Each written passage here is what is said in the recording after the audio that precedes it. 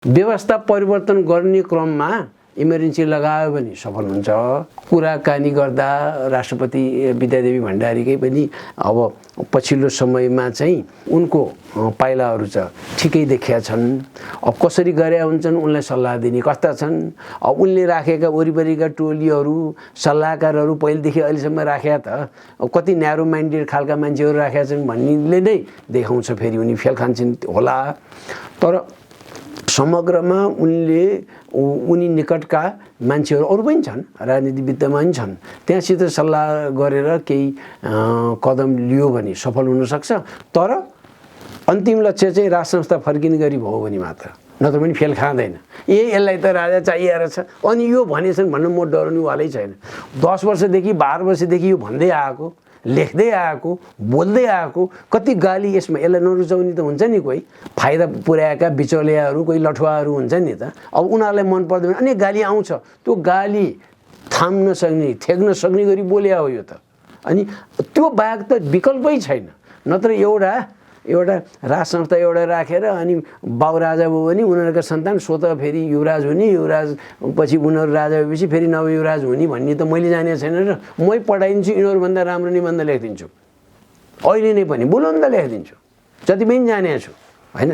अब 50औं वर्ष भइसक्यो क्यारे त्यही पढेर ओरेर आइरहेको हो र त्यसैलाई अपडेट गर्दै आएको पनि नसक्ने त होइन नि। तर त्यो चाहिँदो रहेछ। अनि त्यो चाहिनको लागि इमर्जेन्सी लगाएर अनि नेक्स्ट भन्यो भने त्यो त सहज पनि हुनसक्छ। त्यो चाहिँ किन यहाँबाट ट्रान्जिसन पिरियड हुन्छ, ट्रान्जिसन पिरियडपछि करेक्सन गर्ने अरू नेताहरू छन् भने, जुन नेपाली काङ्ग्रेसमा नि नेताहरू छन्, अब चाहिँ अप्ठ्यारो मान्न परेन। यो फेल खायो भन्न डराउनु भएन। यो फेल खायो अब हामी यसरी लियौँ भन्यो अनि अरू राजा चाहिन्छ भन्नेहरूले पनि तिमीहरूले यसो भन्यो भनेर आखिर ह्युमन विकनेस हुन्छ अनि त्यही कुरा त्यहाँ कोचिरहनु हुँदैन। अनि हामी अगाडितिर लाग्नुपर्छ, विगतलाई धेरै हेर्नुहुन्न। तर भ्रष्टाचारीलाई कारवाही हुनुपर्छ, भ्रष्टाचारीहरूलाई माफी गर्ने हो भने।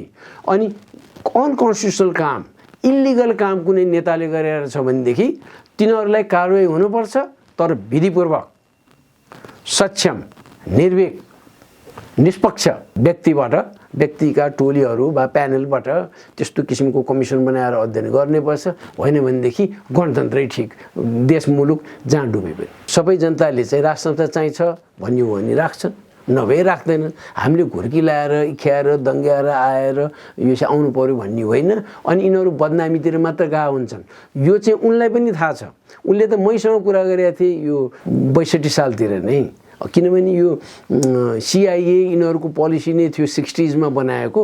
कसैलाई केही गर्नु पर्यो भने पहिला गाली गलोज गर्नु, अनि बेइज्जत गर्नु, अनि डिस्ट्रोय गर्नु, डेनिग्रेट एन्ड डिस्ट्रोय भन्ने हो उनीहरूको चाहिँ। पहिला डेनिग्रेट गर्ने, अपमान गर्ने भने विभिन्न प्रोपागन्डा गर्यो, यसो गर्यो उसो गर्यो।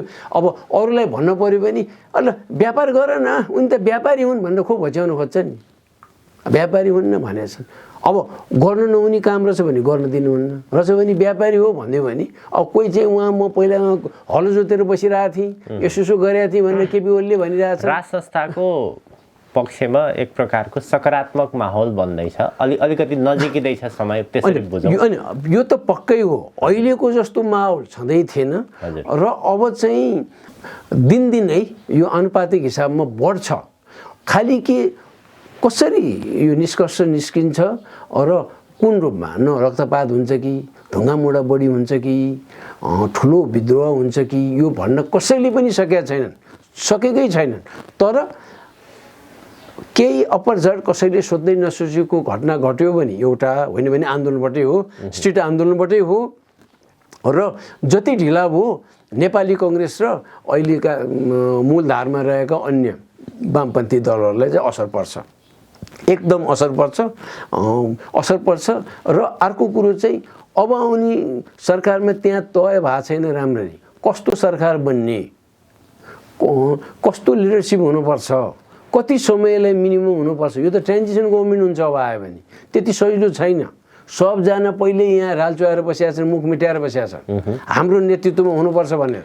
यो चाहिँ अब चोरेन्द्र शमशेर राणाले यस्तो अरू हुलदङ्गा गरे, जबरजस्ती अरूले प्रेसर दिए भन्दैमा राजीनामा दिन हुन्न, धुन पर्ने नै होइन। अब जहाँसम्म न्यायालयमा भ्रष्टाचारीहरू धेरै भए, व्याप्त रूपमा भ्रष्टाचार छायो भन्दै आएको त वर्षौँ भयो। बार एसोसिएसनले नै 5-6 वर्ष अगाडि नेपालगञ्ज भेलामा यहाँ 2 दर्जनभन्दा बढी यो बिचौलियाहरू यसरी आउँछन्, यस्ता यस्ता च्यानल प्रयोग गर्छन् भनेको थिए।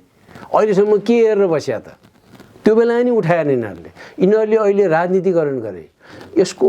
अब जहाँसम्म चाहिँ चोलेन्द्र शमशेर राणाले उनले भाग खोजे र भाग खोज्न नहुने हो भन्ने छ। पहिला प्रमाण के? प्रमाणै जानुपर्छ हामीले।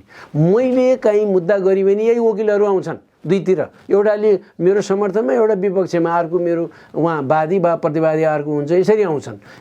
त उनीहरूले चाहिँ बिना प्रमाण अगाडि आउन नहुने हो, दबाब भनेर उनीहरूले चाहिँ हुँदैन, अरूले पो गर्ने हो। त्यसभन्दा फरक चाहिँ चोलेन्द्र शमशेर मात्र होइन, ऐपछि भन्ने बेलामा घुस लिने मात्र होइन, दिने पनि यो भागीदार हुनुपर्छ दण्डको भन्छन्। भनेदेखि यो भागभण्डा दिया पहिला चाहिँ शेरबहादुर देउवाले सोधेन चोलेन्द्र शमशेरलाई त तपाईँ हामीले चुनेर पठाए त होइन, शेरबहादुर देउवालाई त हो नि त शेरबहादुर देउवालाई सोध्नु पर्यो पहिला तपाईँसित भागभण्डा मागे हो कि होइन, भाग खोज्या हो कि होइन भनेर पहिला चाहिँ। अनि हो रहेछ भने अनि इन्भेस्टिगेसन गर्ने। उसले एउटाले हो एउटाले होइन भनेपछि के हुन्छ त? कसरी त्यसको छिनोफानो गर्ने?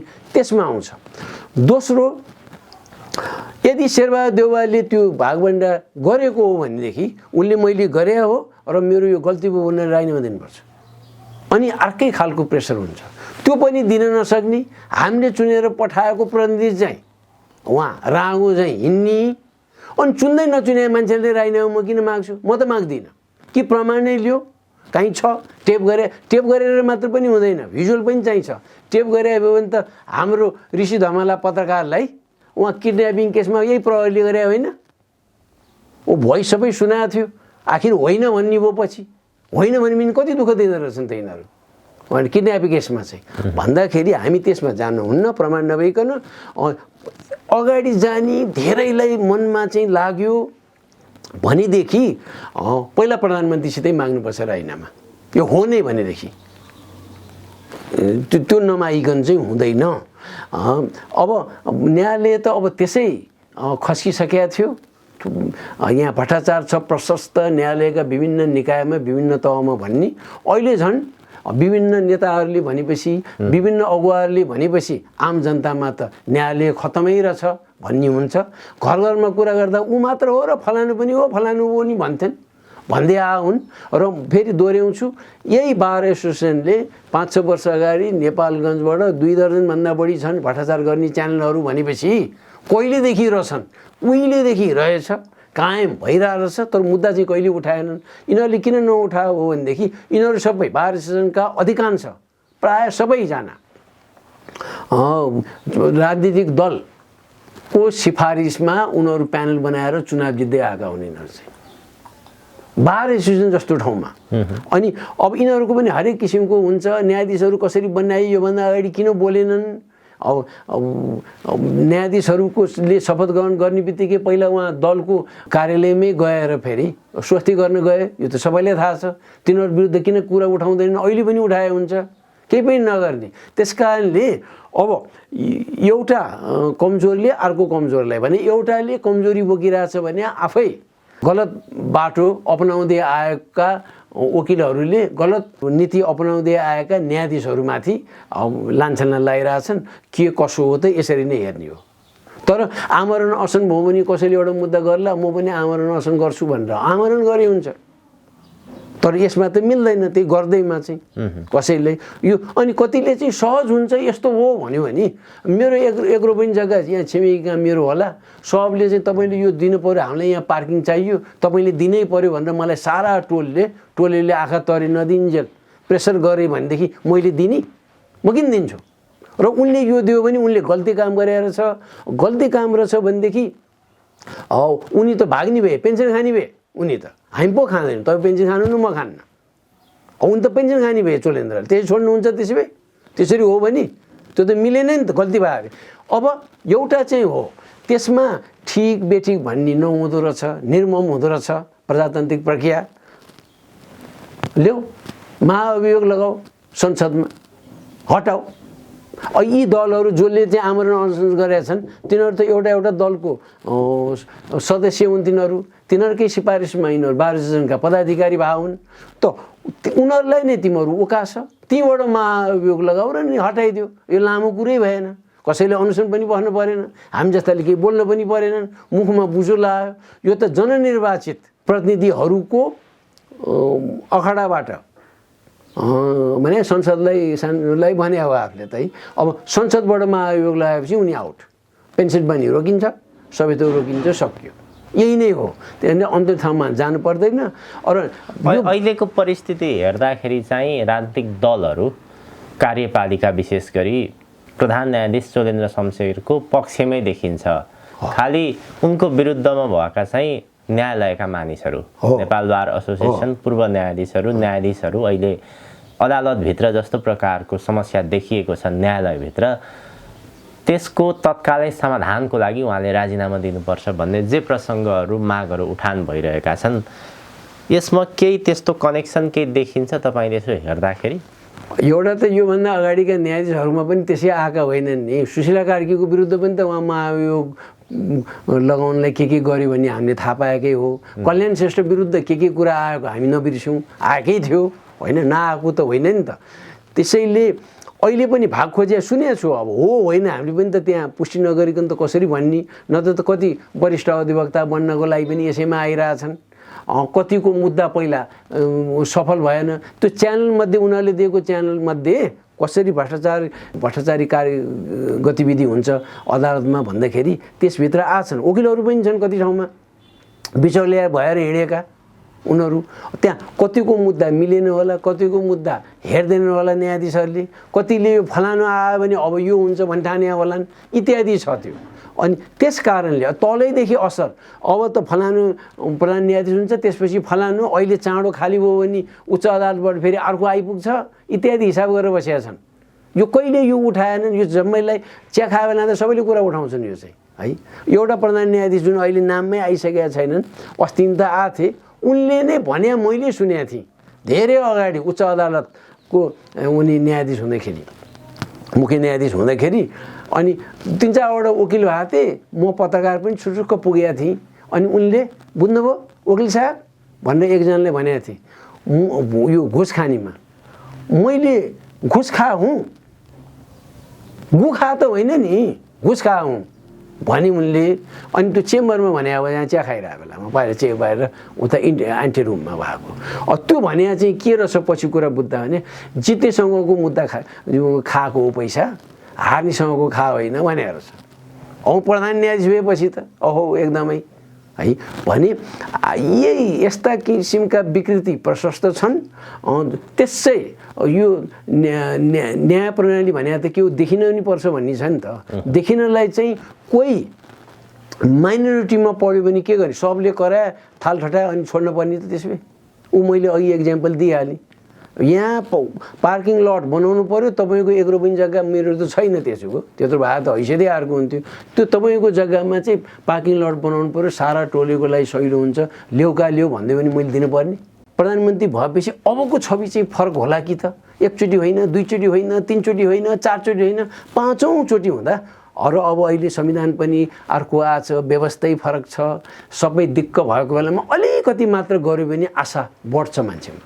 त्यो ठाउँ पनि नदिएको सरकार बढ्यो अहिले, त्यसैले उसका नियुक्तिहरू ठिक छैन र भावी दिनमा पनि हुँदैनन्, योभन्दा अगाडि पनि हुँदैनन्। पहिला दिएको नियुक्तिमा पनि हेरे हुन्छ, ऊ आफूलाई मन परेपछि सहसचिव ब्याकग्राउन्डको मान्छेलाई नि उहाँ सल्लाहकार बनाए हुन्छन्। आफ्नै दलका सचिव बनिसकेका पनि थिए नि, सिनियर सहसचिव भइसकेका पनि थिए नि, उनीहरूलाई दिँदैनन्। किन? यस्तै नाताले काम गर्यो। राष्ट्र ब्याङ्कको गभर्नर बनाउँदाखेरि पनि देखेका छौँ हामीले चाहिँ के कारणले भने कसैको भान्जो पऱ्यो, कसैको भतिज पऱ्यो, अनि राष्ट्र ब्याङ्कको गभर्नर बनाइदिए। त्यस्तो पनि छ। यो पछिल्ला वर्षहरूमा नै यही 8-10 वर्ष 15 वर्ष यताकै कुराहरू, त्योभन्दा अगाडि। अब हामी निष्कर्षमा जाउँ। अब यो निष्कर्षमा चाहिँ जसरी यो व्यवस्था, यो संविधान असफल भयो, खुलेआम रूपमा यो व्यवस्थालाई प्रयोग गरेर जस्ता प्रकारका विकृतिहरू अहिले देखिएका छन् र दल र नेताहरूलाई प्रयोग गरेर वास्तवमा वैदेशिक हस्तक्षेप कसरी बढेर गएको छ, यहाँको सार्वभौम सत्ता कसरी लुटिँदै गएको छ, यी कुराहरू त अहिले प्रष्ट रूपमा देख्न सकिन्छ।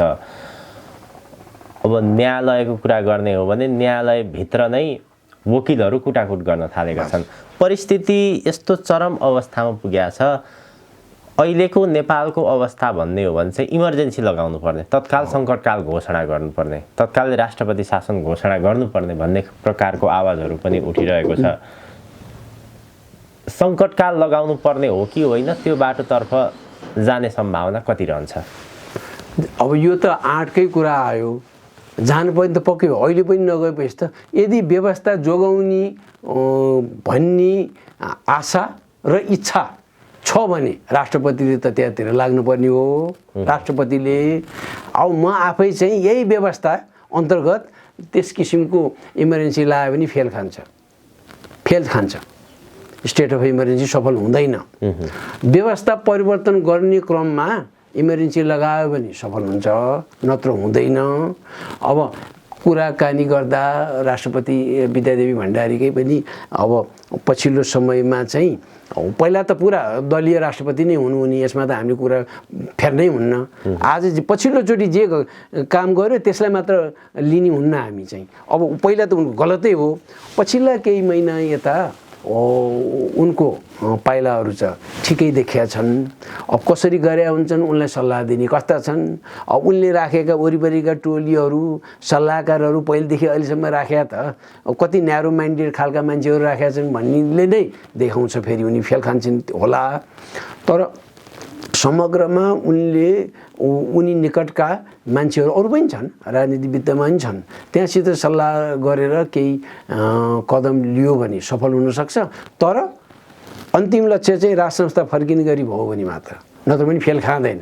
यसलाई त राजा चाहिएर छ अनि यो भनेछन् भन्नु म डराउनेवालै छैन। 10 वर्षदेखि 12 वर्षदेखि यो भन्दै आएको, लेख्दै आएको, बोल्दै आएको, कति गाली यसलाई नरुचाउने त हुन्छ नि। कोही यहाँ फाइदा पुर्याएका बिचौलियाहरू, कोही लठुवाहरू हुन्छ नि त। अब उनीहरूलाई मन पर्दैन अनि गाली आउँछ। त्यो गाली थाम्न सक्ने, थेक्न सक्ने गरी बोल्या हो यो त। अनि त्यो बाहेक त विकल्पै छैन। नत्र एउटा राज संस्था एउटा राखेर अनि बाउ राजा भयो भने उनीहरूका सन्तान स्वतः फेरि युवराज हुने, युवराज पछि उनीहरू राजा भएपछि फेरि नवयुवराज हुने भन्ने त मैले जानेको छैन र मै पढाइदिन्छु, यिनीहरूभन्दा राम्रो निबन्ध लेखिदिन्छु। अहिले नै पनि बुलन्द लेखिदिन्छु, जति पनि जानेको छु होइन।